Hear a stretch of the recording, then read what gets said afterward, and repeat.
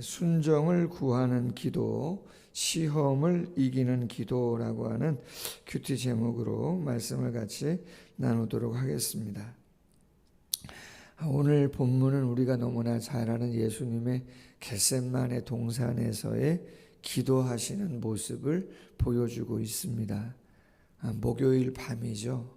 어제 본문처럼 예수님께서 제자들에게 최후의 만찬이라고 일컫는 성만찬 제도를 말씀하시면서 받아 먹으라, 받아 마시라, 내 몸과 내 피다, 너희를 위하여 죄사함을 얻게 하려고 흘리는 피와 몸이라고 말씀하시면서 제정하셨던 내용을 다 하시고, 그리고 제자들의 발도 씻기셨던, 다른 마가복음의 병행 구절에 보면 발도 씻기시는 그런 섬김의 모습을 보여주셨던 장면이 있습니다. 그리고 나서 그날 밤이죠. 감람산 겟셋마네 동산에 가세요. 그 성지순례 가보시면 겟셋마네 동산은 그렇게 높은 곳이 아니에요. 나지막한 언덕. 우리 여기 삼가 초등학교 정도, 그 농구장 정도 되어지는 그 정도 고즈넉한 고로한 곳에 있는 언덕인데 감람나무가 정말 많습니다. 예수님 당시에 있었던 감람나무라고 일컬어지는데 정말 어마어마하죠. 감람나무가. 그런 감람나무가 많은 그 동산에 예수님께서 가세요. 제자들을 데리고 가셨고, 특별히 베드로, 야고보, 요한을 따로 조금 더 가까이 데리고 가셨습니다. 근데 오늘 본문에 보면 놀라시며 슬퍼하사 내 마음이 심히 고민하여 죽게 되었다. 너희는 여기 머물러 깨어 있으라. 깨어 있으라는 말은 함께 기도하고 있으라, 그런 이야기죠. 그럼 예수님이 왜 마음이 심히 놀라 슬퍼하셔서 고민하여 죽게 되었다, 그렇게 이야기를 하시는가? 한 3가지 정도 이유가 있습니다. 나눠보자면, 첫 번째는 가룟 유다의 배신이 있었습니다. 기회를 주셨죠. 그릇에 손을 함께 넣는 그가 나를 팔 거다. 기회를 주셨잖아요. 차라리 나지 않으면 좋았을 것이라고. 나는 하나님이 원하시는 길을 가지만 그 사람 차라리 나지 않으면 좋았을 것이라고. 어찌 보면 다른 제자들은 모르지만 가룟 유다는 알고 있었기에 대놓고 얘기하신 거죠. 근데 그것이 그냥 대놓고 얘기한 게 아니라 기회를 주신 것이었잖아요.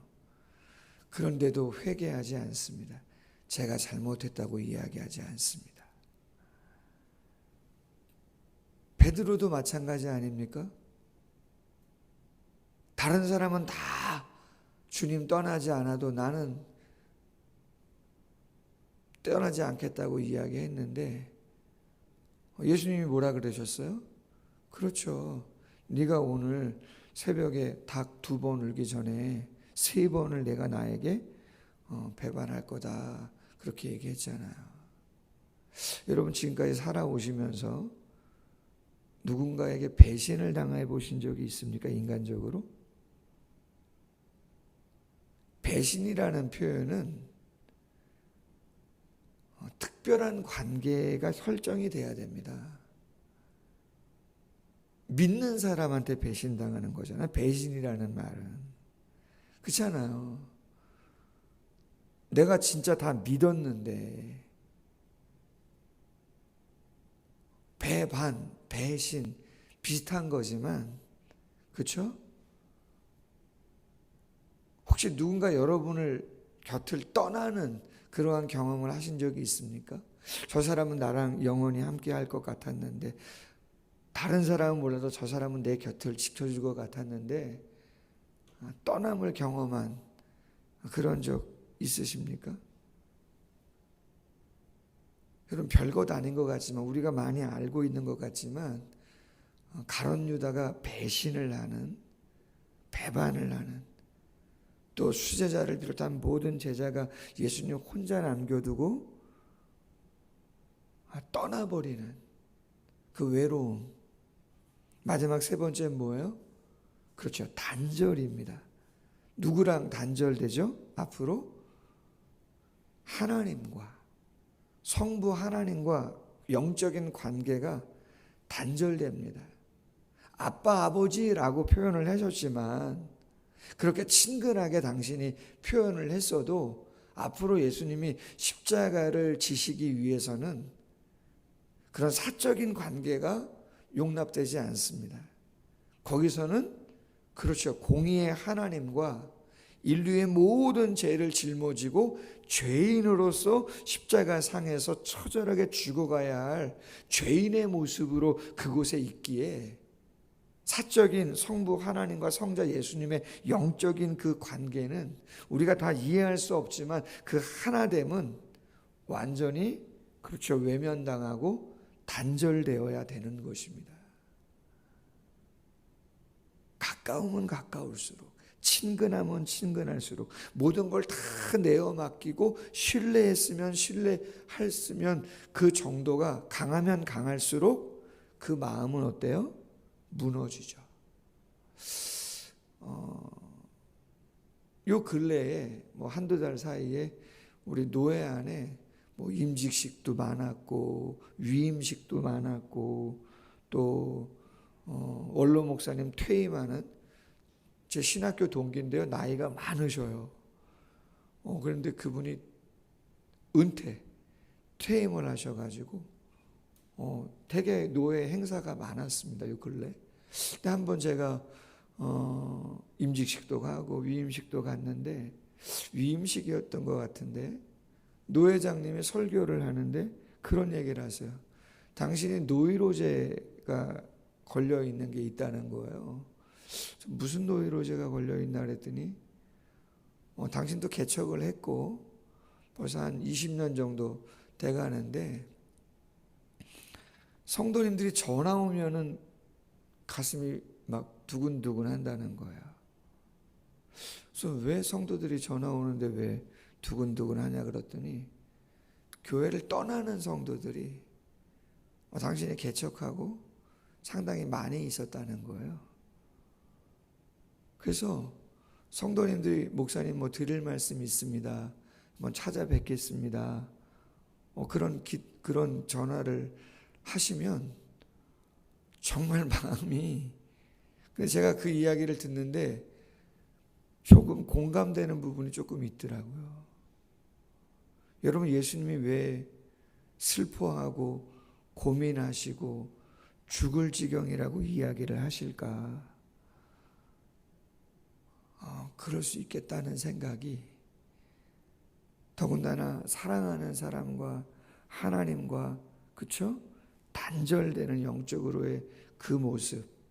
그래서 예수님께서 나중에 우리가 살펴볼 수 있겠지만 엘리 엘리 라마 사박단이라고 했을 때 나의 하나님 나의 하나님 어찌하여 나를 버리시냐 말이죠. 그건 절규거든요. 자, 그럼에도 불구하고 예수님이 기도하신 내용이 뭡니까? 예수님께서 이렇게 구하십니다. 이 잔을 내게서 옮기시옵소서. 하나님은 모든 게 가능하시니까 이 잔을, 이 십자가를 피할 수 있도록 하나님 이 잔을 좀 옮겨주시면 다른 방법으로 혹시 안 되겠냐 이런 거죠. 그럼에도 불구하고 예수님께서 그 기도만 하신 게 아니고 뭐라고 기도하세요? 그러나 나의 원대로 마시옵고 아버지의 원대로 하옵소서. 생명의 삶 큐티 뒤에 보시면 본문 해설에 이렇게 표현을 해놨어요. 기도는 자신의 뜻을 이루기 위해 하나님을 설득하는 자리가 아니라 자신의 뜻을 하나님의 뜻 앞에 겸손히 내려놓는 순종의 자리이다. 그래서 오늘 큐티 제목이 너무나 잘 정했어요. 순종을 구하는 기도, 시험을 이기는 기도. 할렐루야. 여러분, 기도가 깊어지면, 기도가 무엇인지 조금만 알게 되어지면 당연히 나의 현실적인 기도를 하나님께 내어놓죠. 여러분, 현실적인 기도를 내어놓는 가장 중요한 이유 중에 몇 가지를 생각해 보면 기도의 유익은 객관성입니다. 어떤 일이든지 간에 그 기도 제목을 하나님 앞에 내놓으면 객관성은 무슨 이야기냐면 내 감정이 먼저 그 현실적인 기도에 많이 치우쳐 있단 말이에요. 내 생각이 너무나 많이 들어가 있단 말이에요. 근데 기도를 자꾸 하다 보면 어떻게 돼요? 내 마음만이 아니라 저 사람은 어떤 생각을 그 현실적인 문제에 갖고 있을까라고 하는 생각, 그걸 뛰어넘어서 하나님은 어떤 생각을 갖고 계실 것인가라고 하는 객관성을 띠게 됩니다. 되게 중요해요. 두 번째는 기도를 왜 현실적인 기도 제목을 내어놓냐면요, 몰입입니다. 집중력이죠. 바쁘고 분주할 때 깊이 생각하는 시간을 갖지 못합니다. 제가 교회 차량을 끌고 어디를 이동할 때 가끔은 라디오를 켜요. 근데요, 어떨 때는 제가 일부러 라디오를 안 킬 때가 있어요. 왜요? 그렇죠.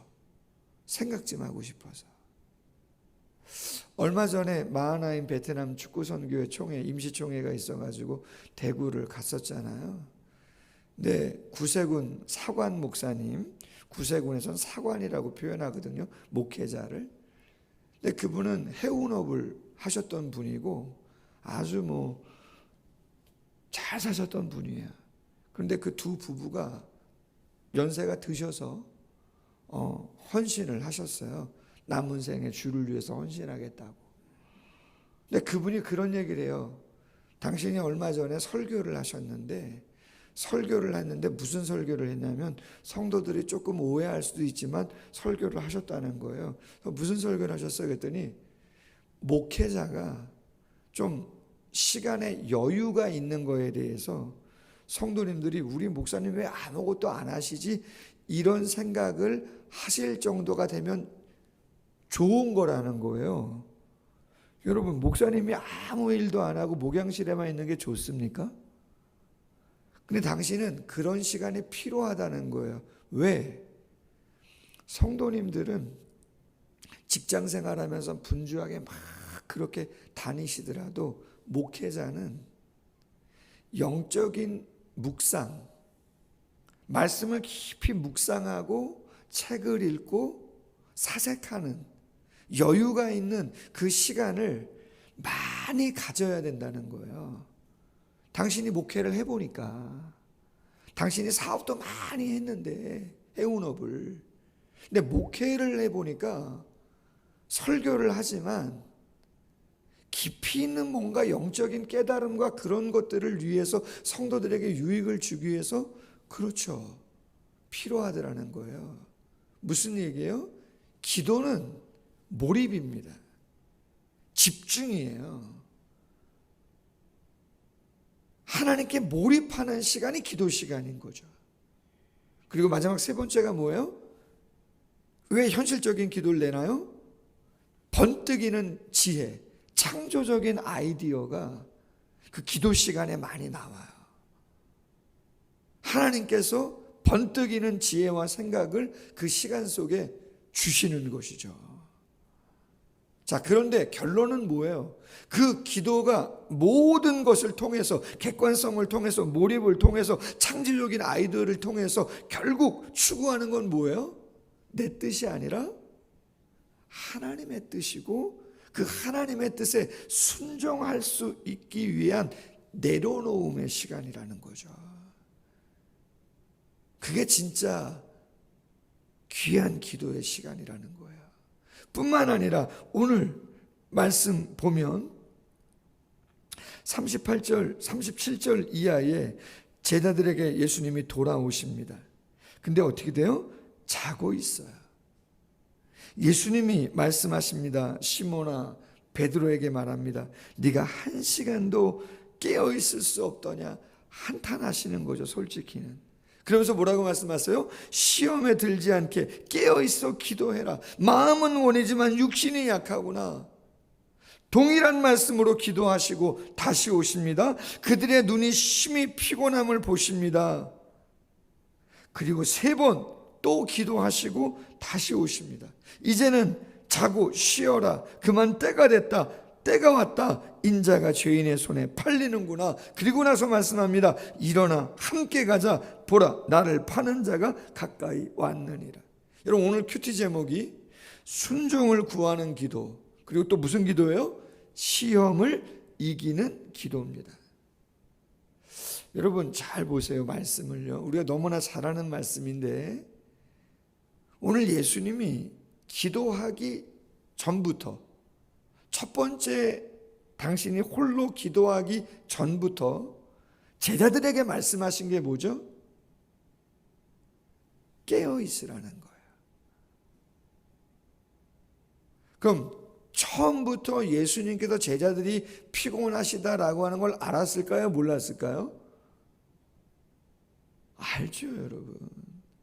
여러분, 제가 금요 산상기도 갈 때 여러분들이 8시 반에 교회에 오셔서 9시에 갈 때 여러분이 피곤하시겠다는 걸 알겠어요? 모르겠어요? 여러분, 제가 왜 모릅니까? 일주일 내내 직장생활 하신 시간 아닙니까? 금요일 밤이면 가장 어찌게 보면 피곤한 시간이 금요일 날 밤이에요. 제일 힘겨웠던 시간일 수도 있는 거죠. 근데 왜 산기도 갑니까? 그냥 쉬시라고 해야지. 여러분, 사탄이 언제 제일 많이 틈타겠습니까? 내가 피곤하지 않을 때요? 내가 병 걸리지 않았을 때? 내가 배반이나 배신이나 떠남이나 단절을 경험하지 않을 때? 아니요. 가장 내 마음이 힘들고 내 몸이 피곤하고 어려울 때, 그때가 사탄이 우리를 넘어뜨리기 가장 좋은 때인 것입니다. 아멘. 그때가 사탄의 밥이 될 만한 가장 절호의 기회이기 때문에 사탄은 그때를 절대 놓치지 않습니다, 여러분. 가장 평안하다고, 가장 좋을 때, 그때도 절호의 찬스예요. 왜? 내 영이 하나님과 영적으로 멀어질 수 있는 절호의 찬스이기 때문에 절대 사탄은 그러한 때를 놓치지 않습니다. 내가 뭔가 자랑하고 싶고 내가 뭔가 잘된 것처럼 생각되어지고 싶을 때, 아니면 내가 가장 힘들고 어렵고 피곤할 때, 그때가 절호의 찬스인 거예요. 그래서 사탄은 그때를 결코 놓치지 않아요. 예수님이 40일 금식 기도했잖아요. 공생애 시작하시기 전에. 그때 어김없이 어떤 일이 벌어져요? 사탄이 시험하러 오는 겁니다. 가장 절박하고 힘들고 어려울 때, 그때가 내가 믿음을 내려놓고 포기하고 싶을 때거든요. 그때는 영락없이 시험의 때가 찾아오는 것이죠. 기도는 순종을 구하는 것이고, 기도는 그 시험을 이기는 것이 기도가 되는 것이죠. 시간이 조금 갔는데 여러분 댁에 가셔서 한번 읽어보시면 좋고요. 에베소서 6장은 전신갑주가 나옵니다. 우리의 싸움은 혈과 육에 있는 것이 아니고 영적인 공중 권세 잡은 자와의 싸움이라 바울이 이야기하면서 전신갑주를 입어라. 호신령이 있어요. 몸을 보호하는 구원의 투구, 의의 흉배, 호심경이라고 하는 진리의 허리띠, 복음의 신을 신죠. 그리고 방패용이 있어요. 그죠? 믿음의 방패. 그죠? 믿음의 방패. 그 다음에는 공격용도 있어요. 뭐죠? 성령의 검, 말씀도 있죠. 그런데 제자훈련 교재에 보면 하나가 더 나와요. 그게 뭐냐면 에베소서 6장 18절이에요. 전신갑주로 무장하라고 딱 이야기하고 나서 18절에 뭐에 대한 이야기를 하냐면 기도에 대한 이야기를 합니다. 깨어서 기도하라. 경비용이죠. 아무리 완전군장하고 있어도 깨어있지 않으면 그냥 끝나는 것이에요. 근데 말씀을 여러분들 18절 이하를 잘 읽어보시면 똑같은 표현이 두 개 나옵니다. 담대히. 기도는 우리를 어떻게 하는 거라고요? 담대하게 해주는 거라는 거예요. 힘을 얻게 하는 것이 기도라는 거죠. 약졸은 이길 수가 없어요. 약한 병사는 이길 수가 없다고요.